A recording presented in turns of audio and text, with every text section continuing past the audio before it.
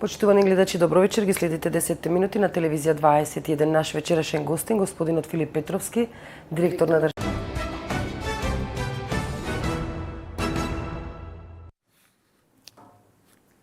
Продолжуваме со емисијата. Аги Мијонос и Филип Петровски. Говоревме и околу преговорите со Бугарија и околу изминатиот период, што во кој правец ќе се движи Македонија. Од оно што го слушнав, не сте некои преголеми оптимисти. Можеме ли конечно ние во Македонија да се договориме за некакви црвени линии и во кој правец ја гледате иднина?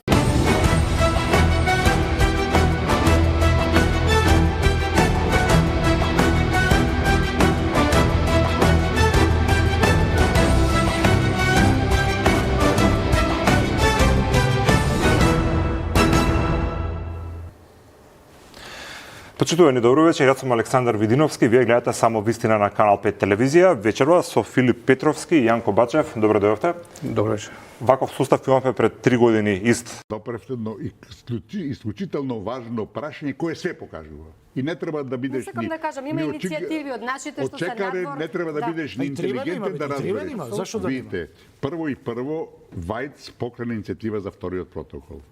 Кај Македонија. Молчеше, со прст не мрдна. Требаше макар во тој момент да искористиме да го откажеме, разбирате. Имаше веќе атмосфера да покрана иницијатива. Во Европскиот парламент, што можеме ние таму да правиме? Сега. Еве, отворете го Како што и најави ти со мене во ова вклучување е господинот Филип Петровски, инаку поранешен функционер од ВМРО ДПМН и актуелен периодов по повиците на бојкот и во врска со договорот. Господине Петровски, како вие гледате на вчерашното изгласување на отварањето на уставот со 80 пратеници?